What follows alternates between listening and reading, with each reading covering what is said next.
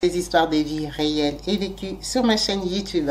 Si c'est la première fois que tu tombes par hasard sur une de mes vidéos, n'hésite pas à rejoindre la team Kabibi Chaude en t'abonnant et surtout en cliquant sur la cloche de notification pour être au courant des vidéos que je partage.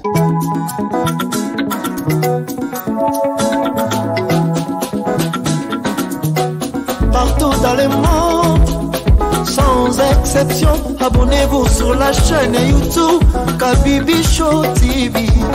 L'information en temps réel, temps réel. Yes. Wow. Bonjour à tous et bienvenue sur ma chaîne YouTube Kabibi Chaude TV. Yes, en chaleur, je suis heureuse de vous retrouver, tous nombreux, connectés, branchés, actifs, présents sur ma chaîne. Merci à vous tous qui n'avez pas hésité à rejoindre la chaîne en vous abonnant et surtout à cliquer sur la cloche de notification pour être au courant des vidéos que je partage. Comme vous pouvez bien le voir au bas de la vidéo, il s'affiche un numéro WhatsApp. Donc, je vous encourage à me contacter, sur lequel je vous encourage à me contacter pour partager vos vies, vos expériences. Ça sera avec plaisir qu'on va les raconter ici. Sans plus tarder, nous allons passer à l'histoire du jour. Nous allons parler d'un papa, d'un monsieur. Comme vous avez pu bien voir dans les titres, nous allons parler d'un monsieur qui est rejeté par sa famille à cause de son choix marital. Ce papa s'appelle Monsieur Gérard. Qui est-il et pourquoi parle-t-on de lui aujourd'hui? Monsieur Gérard est un monsieur burundais. C'est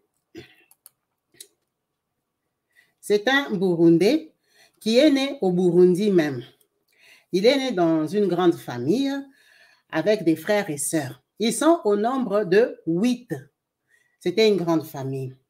Il dit pour sa part, à un moment au Burundi, il y a eu la guerre.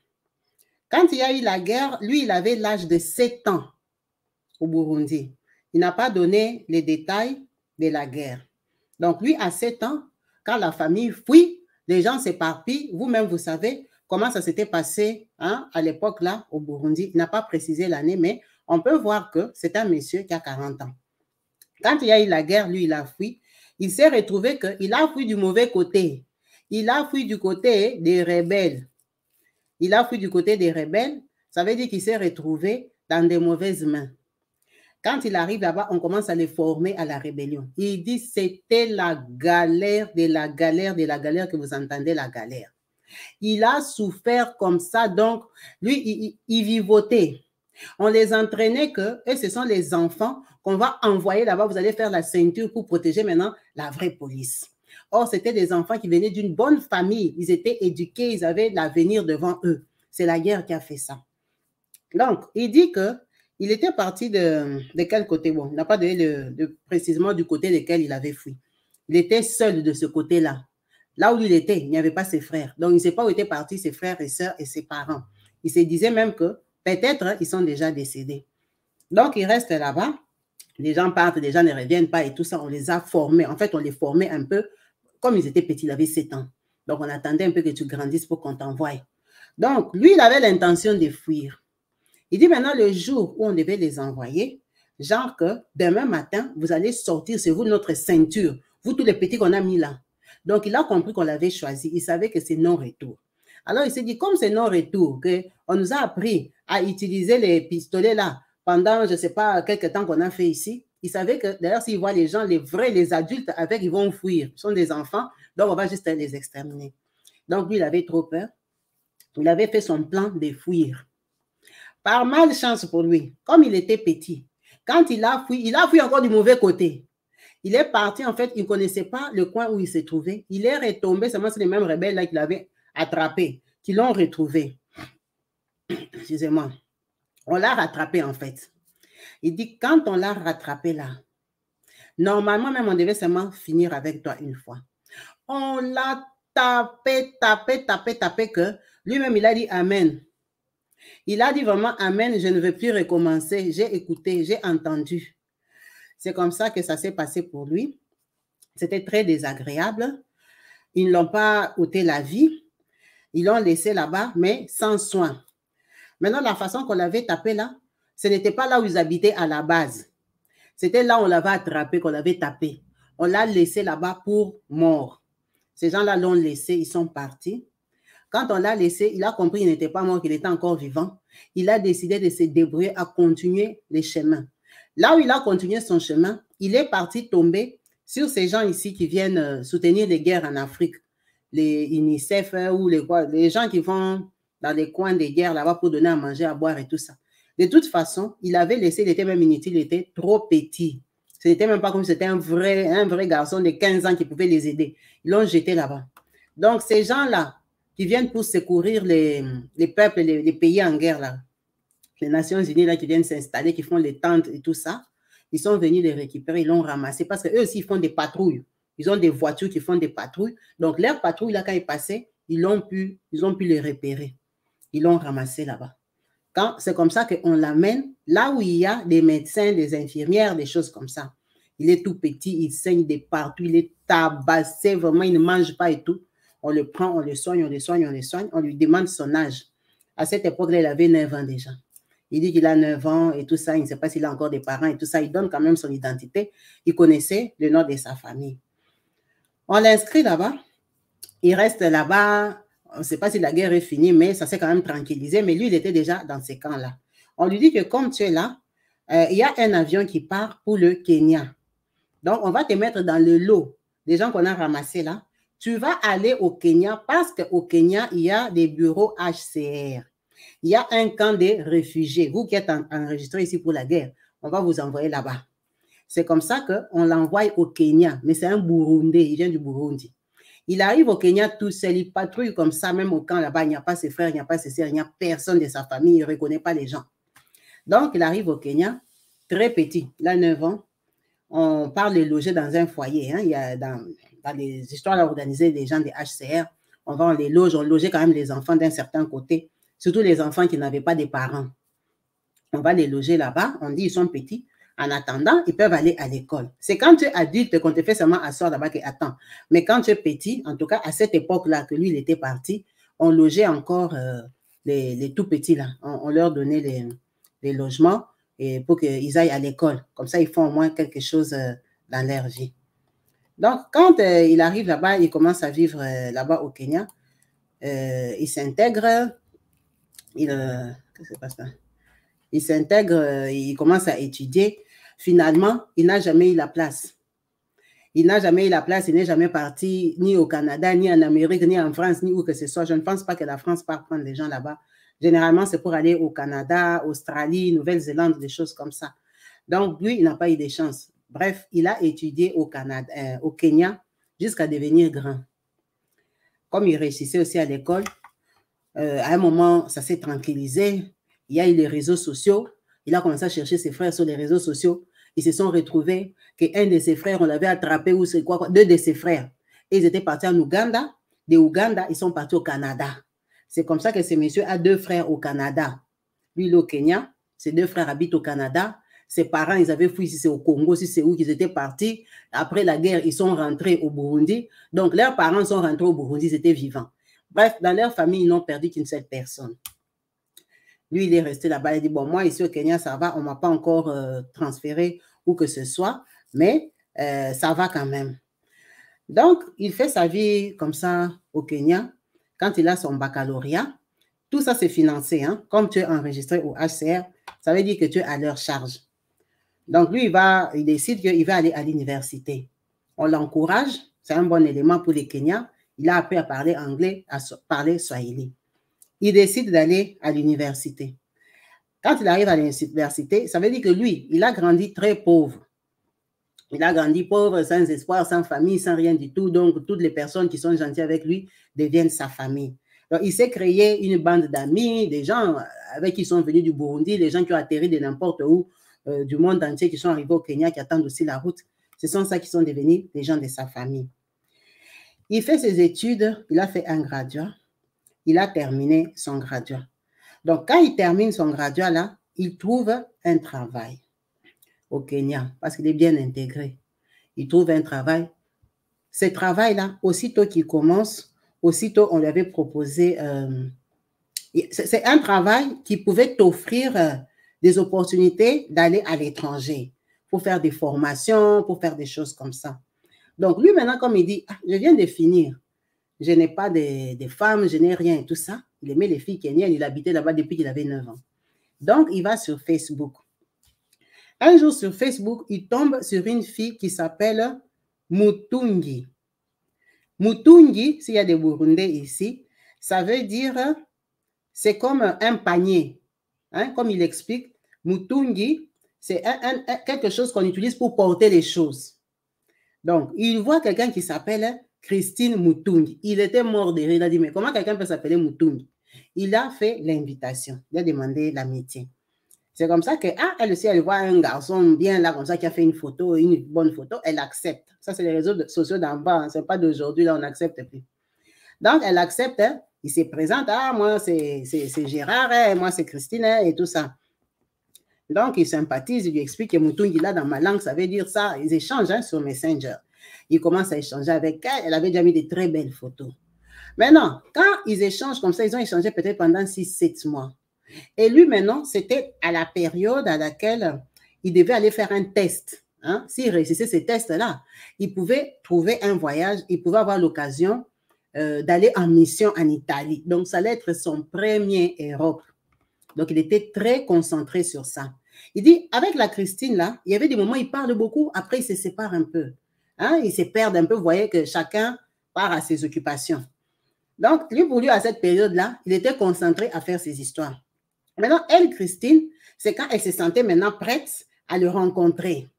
Donc, Christine commence à insister, oh, maintenant, on peut se voir, maintenant. Elle ne faisait plus trop de fiers parce qu'en échangeant, elle avait compris que les garçons avaient un travail qui promettait.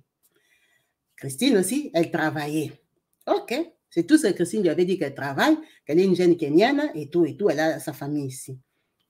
Il n'y a pas de souci. Il accepte les rendez-vous. Quand il accepte les rendez-vous avec Christine, prenons que les rendez-vous se sont donnés mercredi. Lui, il devait faire il devait voir la personne. Il devait aller au bureau où ils allaient faire leurs tests, leurs examens là, peut-être jeudi. Mais elle a tellement insisté. Bon, il dit elle avait insisté parce que si ça dépendait de lui, il n'allait pas se voir. Lui, il avait autre chose dans sa tête. Mais tu sens que c'est toi qui as fait le premier pas à la fille. Maintenant, la fille commence à te dire, genre, je suis prête. Et maintenant, toi, tu disparais. Donc, c'était ça, les gens. Christine donne rendez-vous. Il vient. Quand il arrive, il a vu, il était déconcentré. Hein? Il dit, ça, c'est la vérité. Mais il a trouvé aussi grosse. Elle était grosse, elle était un peu ronde. Il a dit, la fille ici, elle a mis des photos, elle a l'air mince. Il s'est dit ça dans son cœur. Il a dit, elle est grosse. Hein? Bon. Ah, elle arrive et tout ça. Ils se rencontrent, ils partent, ils boivent un coca, un Fanta là-bas, c'est lui qui paye, ils discutent et tout. Ils ont discuté, il dit, bon, pour lui, ce n'était pas important ce rendez-vous-là. Il a fait genre 20-30 minutes, ils se sont séparés, chacun a pris sa route, il est parti. Lui, il est parti vendredi. Le soir, la fille a écrit, tu connais les filles, ah, ça m'a fait plaisir de te voir et tout. OK. Vendredi, il est parti, il a fait son test là. Les résultats sont sortis seulement le même vendredi soir. On l'a admis. Quand on l'a admis là, ça veut dire qu'il va aller en Italie. Ça veut dire que sa tête a tourné encore, s'est concentré sur maintenant comment aller en Italie, aller déposer les passeports et tout. Et comme c'était avec la société, c'était pam, direct. Donc, c'était un groupe, on part, on dépose vos passeports, peut-être lundi, les chargés des missions de votre travail, pas récupérer ça jeudi. Dossier déjà passé parce que c'est le travail qui vous envoie en mission de service en Europe. C'était son premier Europe. Christine, c'était juste une fille de Facebook. Pour lui, ça ne l'avait pas marqué. Donc, il est passé, il a fait ses démarches. Christine, dans son cœur, elle a remarqué que quand ils se sont vus jeudi, c'est elle qui a écrit jeudi soir, il a répondu. Vendredi, c'est elle qui a écrit, il a répondu. Samedi, c'est elle qui a écrit, il a répondu. Christine a dit, oh, c'est maintenant comme si c'est moi qui le suis. C'est qu'on va faire, je vais laisser d'abord, je vois s'il va me répondre, maman. Quand elle n'a pas écrit dimanche là-bas, lui, dimanche, toute la journée, il stressait avec son passeport pour aller déposer à l'ambassade. Maintenant, de lundi à jeudi, il savait qu'il partait en Europe. Ça veut dire que son cœur était, il fait les démarches, il fait comme ci, il fait comme ça. Il avait sa tête ailleurs. Or, elle était déjà assise. Elle était en train de dire, hé, les garçons là ne m'appellent plus. Le garçon a pris l'avion. Il est parti en Italie. Il est parti avec les gens du travail. Christine est restée seulement là-bas. Elle ne voit plus de nouvelles. Christine a commencé à stresser. Il dit un jour, il est assis en Italie. Donc, ça faisait comme 2 ou 3 semaines qu'ils ne s'étaient pas vus depuis qu'ils s'étaient vus. Et voilà seulement, elle lui écrit sur Facebook. Oh, si quand tu m'as vu, je ne t'ai pas plu, il faut avoir le courage de me le dire. Ah, lui-même, il est étonné. C'est quoi ça encore cette histoire? Il écrit, hey, bonjour Christine, ça va? Et tout ça dit, hey, oui, ça va, mais je ne comprends pas. Depuis qu'on s'est vu ces jours-là, tu n'as pas fait signe. Si je ne t'appelle pas, tu ne m'appelles pas. Si je ne te demande pas, tu restes dans ton coin. Et tout ça, il faut avoir le courage de parler. Si je ne t'ai pas plu, il faut avoir le courage de me dire. Il ne faut pas me laisser comme ça, comme une enfant et tout ça. C'est moi qui dois commencer à te courir après. Ah. Il a dit, maman, ce n'est pas ça. Le problème est que, comme on est en train de parler ici, moi, je suis en Italie. Oh, tu es parti en Europe. Je suis parti en Europe. Je t'avais dit que j'avais des choses importantes que je faisais. Je suis parti en Europe et tout ça, mais je reviens. Je ne suis pas comme genre venir habiter. C'est juste la mission. Donc, ils échangent. Elle lui dit, ah, moi, je croyais que c'est parce que comme je t'avais dit que j'ai un enfant, c'est ça qui t'a découragé. Oh, lui dit, tu as un enfant. Elle dit, oui, mais je t'avais dit non. Donc, lui, il ne se rappelait même plus des conversations qu'ils avaient parlé avec Christine, tellement qu'il était stressé. C'est pour ça qu'il dit que pour lui, ces rendez-vous-là n'étaient pas importants.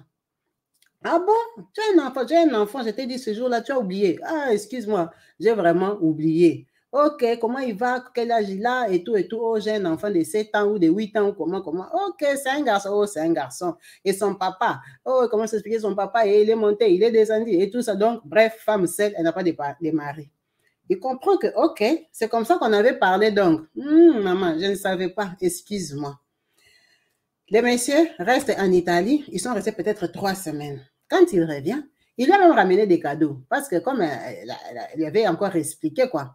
Il lui a ramené des cadeaux, un parfum ou un truc comme ça. Bon, quand il arrive, maintenant que la tête est calme, il la rappelle, il la recontacte.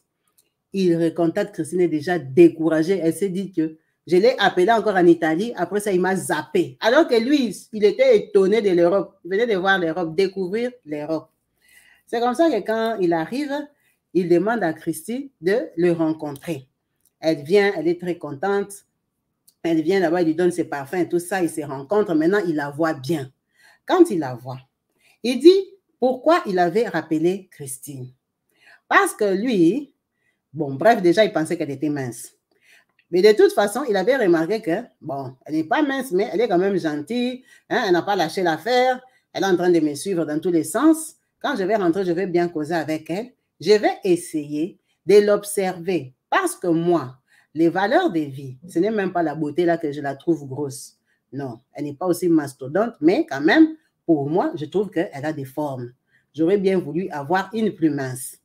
Mais je vais quand même l'appeler maintenant, bien causer avec elle à tête reposée pour comprendre un peu son caractère, voir ses critères, voir. Quand elle arrive, elle rappelle Christine vient, et il commence maintenant à discuter avec elle plus intelligemment. Il comprend que c'est une fille douce, une fille flexible. Pourquoi flexible? Parce que lui, son projet était que, dans la société dans laquelle il travaillait, qu'on le mute travailler au Burundi. Il voulait rentrer dans son pays. Maintenant, il voulait avoir une femme qui peut accepter d'aller vivre là-bas. C'est ça que lui, il cherchait. Et puis, il voulait une femme qui est indépendante financièrement, une femme qui peut le sponsoriser. Donc, genre, quand il va te rencontrer là, la femme qu'il cherchait, il voulait lui mentir que le travail, peut-être qu'il a perdu le boulot ou quoi. Maintenant que lui n'a plus d'argent, si tu es d'accord, il a trouvé un travail au Burundi, est-ce que tu peux l'accompagner? Pour voir déjà si tu auras peur de l'insécurité financière, tu dis non, tu le quittes. Ou alors, tu vas l'accompagner dans un pays étranger que tu ne connais pas, où on parle français, toi tu parles anglais, tu vas l'accompagner par amour. Donc, tout ça là-bas, ça comptait. Ça faisait partie de ses plans, de ses pièges, comment il allait piéger ces femmes, la femme qu'il allait trouver. C'est comme ça qu'il rappelle Christine. Il cause avec Christine, il commence à la fréquenter et tout ça, il rencontre l'enfant très poli, très propre et tout. Et puis, il sort le jeu à Christine pour lui dire ça. Christine lui dit que, ah, papa, la façon qu'on a déjà commencé à sortir ici, tu as déjà accepté mon enfant te voit. Maintenant, toi, tu veux partir au Burundi. Je vais te dire non. Moi, ça ne me dérange pas, je vais t'accompagner. Ok, tu es d'accord. Il reste encore 2 mois. Après, je viens dire à Christine que, oh non, au travail, c'est vraiment, ils sont méchants, comme je suis burundais, ils veulent prendre ma place, donner un Kenyan, vraiment. Moi, je vais rentrer au Burundi. en tout cas, le travail ici, comme même il termine, je dois rentrer au Burundi, aller chercher. Mais par contre, je n'ai pas d'économie. Comme on parle là-bas, chérie, comme toi, tu travailles, est-ce que tu ne peux pas avoir un 2000, un 3000 euros, un truc comme ça? Comme ça, je peux financer et quoi ça? Je peux financer pour avoir un logement parce que moi, je vais payer les billets. Moi, je vais faire comme ça. Maintenant, Christine est travaillée au Kenya. Ah, donc on part au Burundi, nous tous. Toi, tu n'as pas de travail. Moi, je viens avec l'enfant. Il dit, bon, si tu trouves que tu n'es pas prête, si toi, tu peux me donner l'argent. Moi, je pars, je prends la maison et tout. Je trouve le travail. Après, vous me rejoignez. Il dit, la femme l'a accepté. La femme, elle a accepté. On avait peut-être 10 mois de relation. Elle a accepté. Elle est partie chercher dans ses économies. Elle a pris l'argent, elle m'a donné. Pendant que c'était mon premier voyage, c'était le premier voyage qui me permettait de rentrer au Burundi pour aller voir mes parents. Parce que depuis qu'on s'était séparés, depuis la guerre, là, je n'étais jamais rentrée parce que je n'avais pas les moyens. Je venais à peine de commencer le boulot. Je suis partie en Italie. Là, maintenant, je voulais aller au Burundi. C'est comme ça qu'elle accepte. Elle prend l'argent de Christy. Il dit, ce n'était pas question du montant. Parce que je lui avais donné des prix des loyers, des prix des choses comme ça. C'était l'acte, le geste.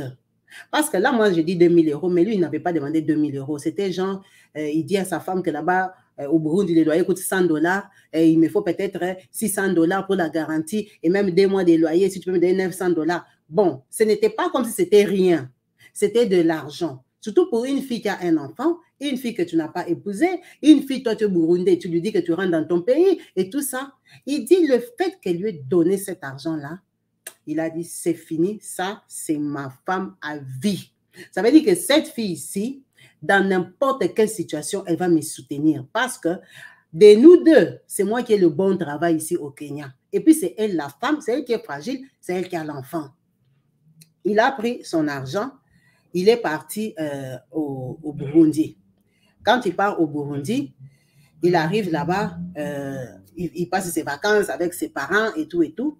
Il arrive là-bas, ses parents sont tellement contents. Son frère du Canada, lui aussi, il vient en Ouganda, il vient au Burundi là-bas. Donc, c'était comme les retrouvailles que les frères sont venus. Lui, il vient du Kenya, l'ambiance, la fête et tout et tout.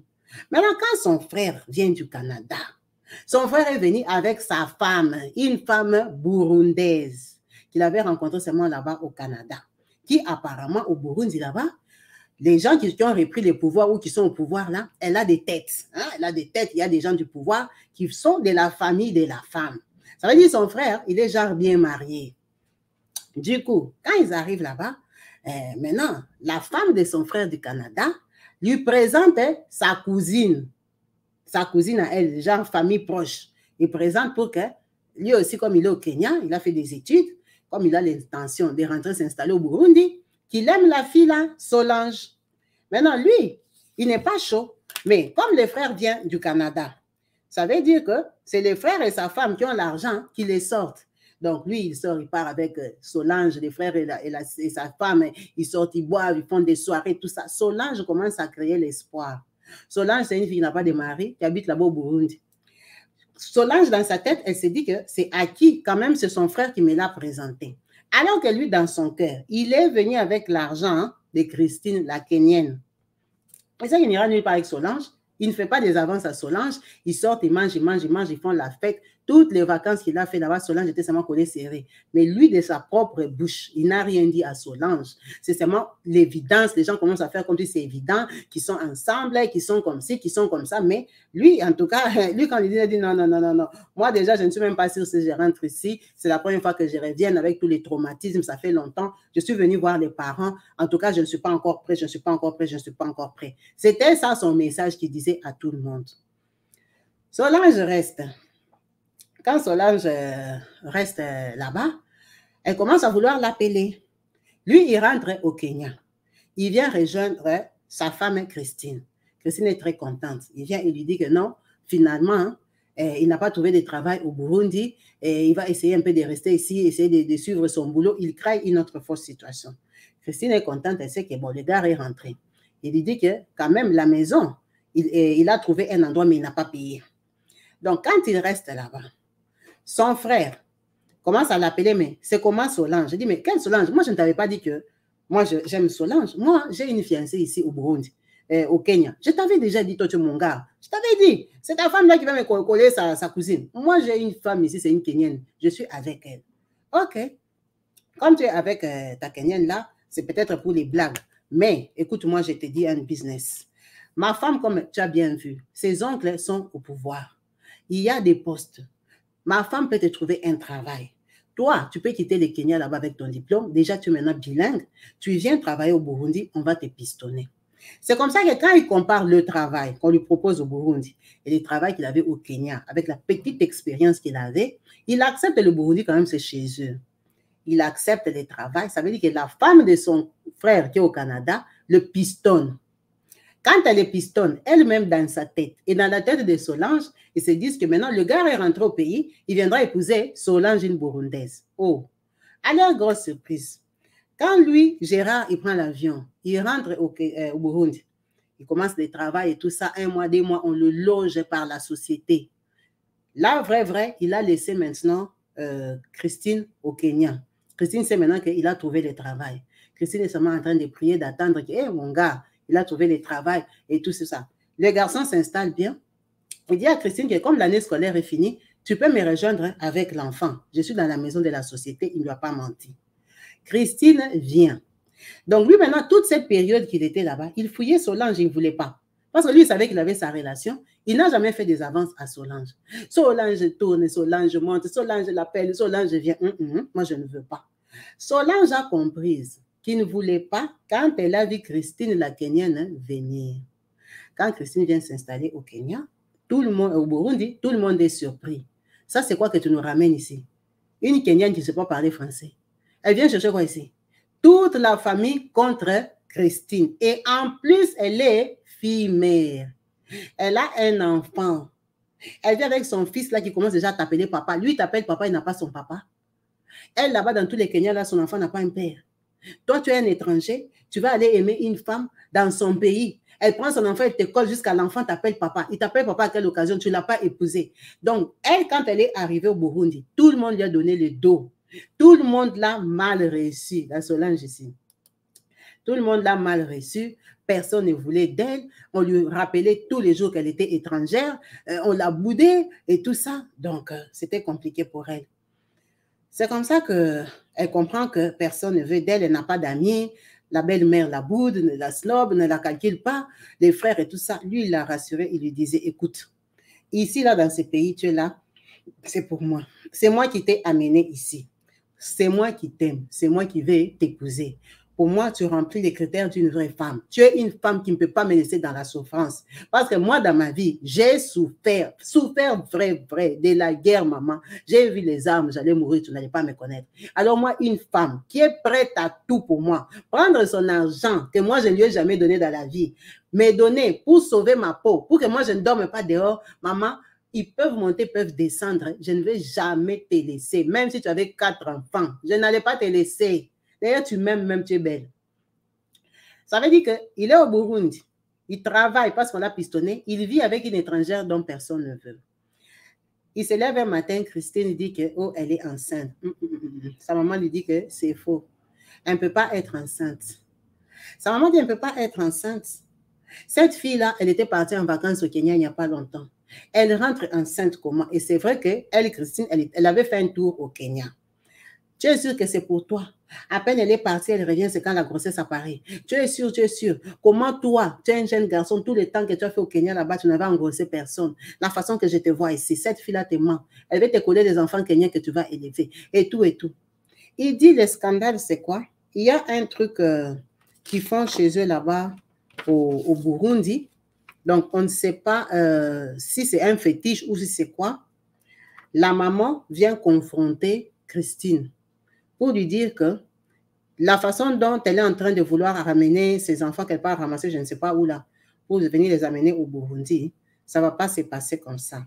Elle va lui faire quelque chose, qu'elle va boire. Si l'enfant là n'est pas de son fils, la grossesse va sortir.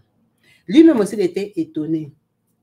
Christine, elle était tellement livrée à elle-même, elle avait peur. Il dit, imagine, ma mère m'a enlevé ma chaussure. sa chaussure à lui, gauche ou droite là. Elle a enlevé, elle a dit, ça c'est les pieds de mon fils. Ça c'est mon fils. Partout là il marche, ça les représente et tout ça. Si toi, tu es en train de dire que la grossesse qui est dans ton ventre ne vient pas du Kenya, c'est pour mon fils. Tu vas boire l'eau. Elle prend seulement la bouteille d'eau qu'elle-même, Christine, buvait. Elle ouvre la bouteille d'eau. Elle met l'eau dans la chaussure. Dans la chaussure, vous voyez les chaussures des hommes. Elle met l'eau dans la chaussure du garçon. Elle prend et donne à Christine qui boit. Bon, Christine, comme elle a vu que, à part prendre la chaussure de son mari, prendre l'eau qu'elle-même elle buvait, elle n'a pas vu de fétiche, elle n'a rien vu. Elle a accepté.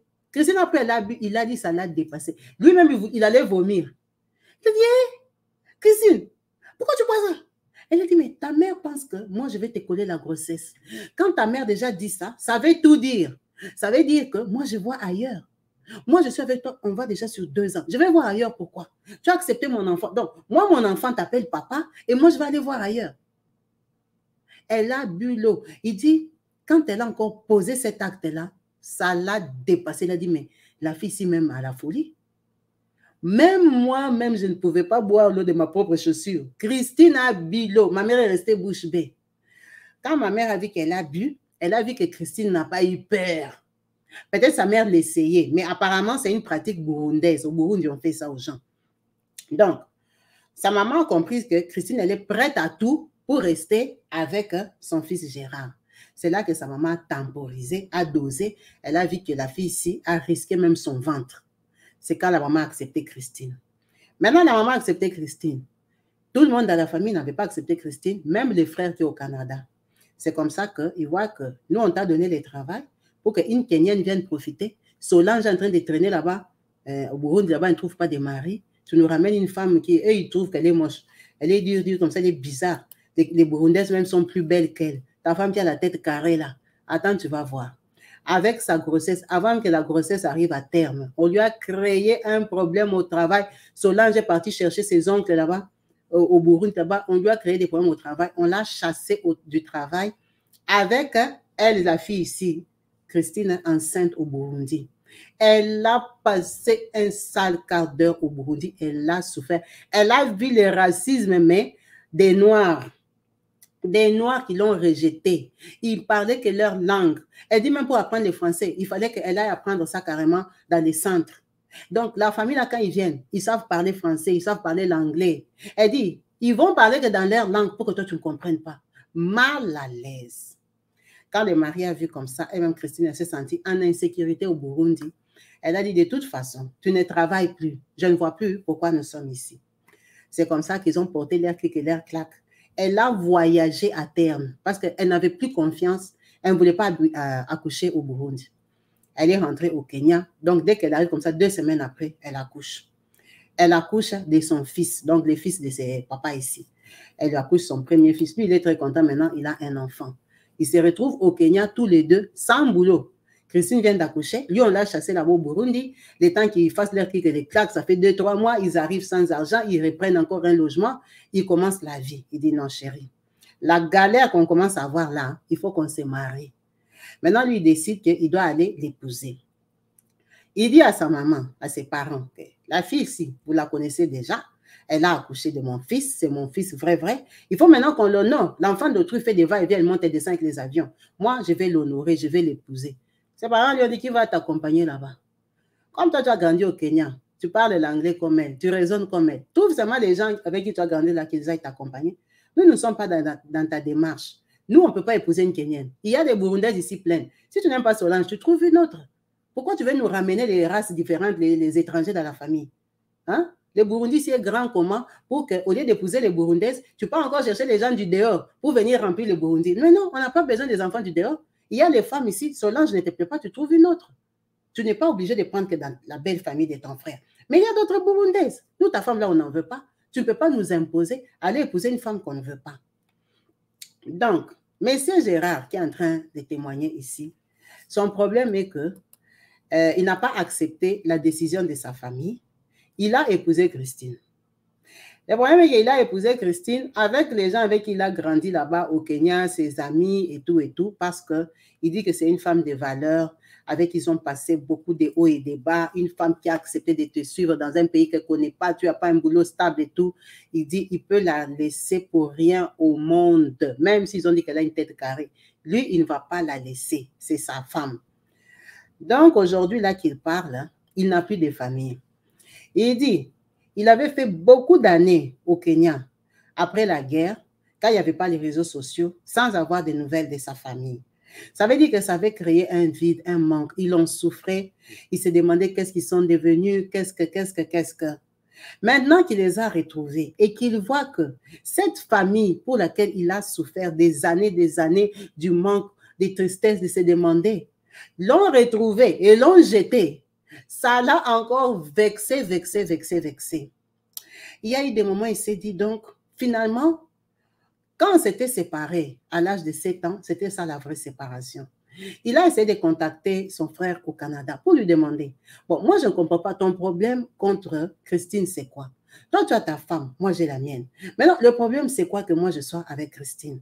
Christine, c'est une femme. Tu es au Canada, tu es quand même dans un pays développé, dans un grand pays. Donc, quand au Canada, là-bas, tout le monde, tous les Burundais sont entre Burundais, les Congolais entre Congolais, les gens ne se marient pas avec les Canadiens. Comment tu estimes que moi, je peux vivre des 9 ans à 40 ans dans un pays et que je sois seulement attirée par les femmes du Burundi? Donc, moi, depuis que je suis petite, les femmes que moi j'ai vues femmes, ce sont les Kenyennes. Mais comment tu vas trouver bizarre que j'aime une Kenyenne?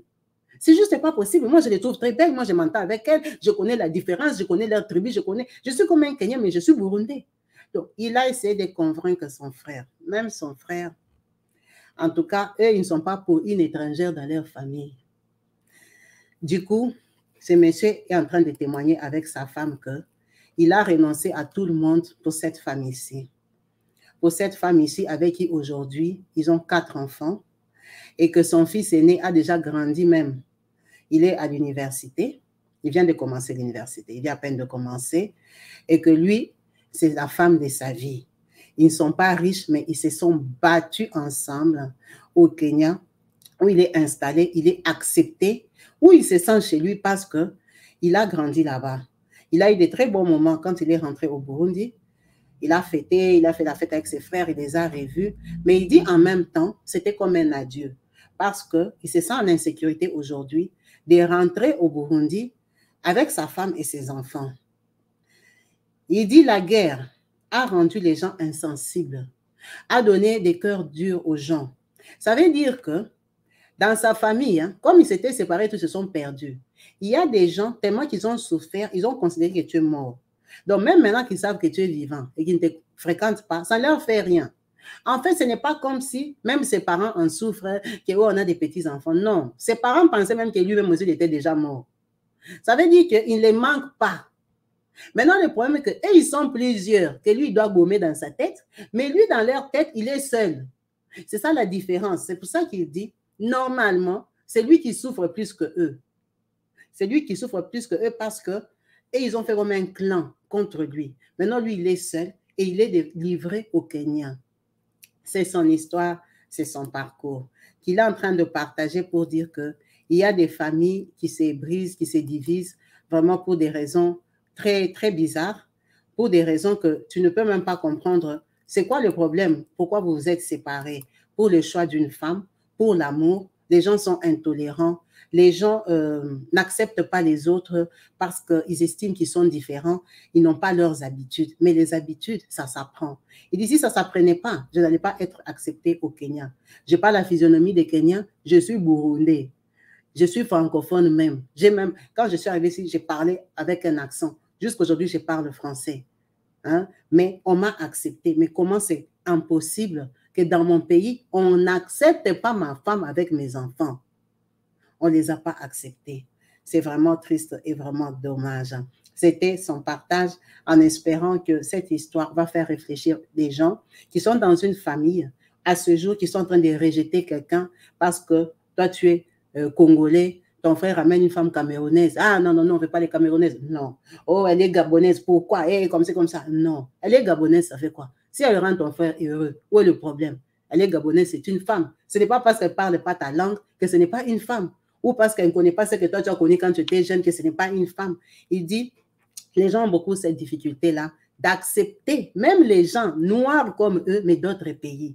On ne va même pas appeler ça du tribalisme ou quoi, mais c'est une ségrégation. C'est les gens qui se séparent par les pays. Ils jugent toute une personne à cause de son pays. Ce n'est pas parce que quelqu'un est chinois et que les Chinois ont fait je ne sais pas quoi que tu vas la juger par rapport à la Chine. Qu'est-ce qu'elle a fait? Elle est née en Chine. Maintenant, ça fait quoi? C'est son pays. Ça ne veut pas dire que ce qui se passe en Chine, elle est d'accord. Il dit que c'est vraiment dommage. Mais lui, les conséquences est qu'aujourd'hui, il estime qu'en fait, il n'a pas de famille. Il n'en a pas. Sa nouvelle famille, c'est sa femme kenyenne et ses enfants. Merci à vous tous qui avez suivi cette vidéo. En espérant vous retrouver très prochainement branchés, actifs, présents sur ma chaîne YouTube Kabibi Show TV. Peace and love chez vous. Bye.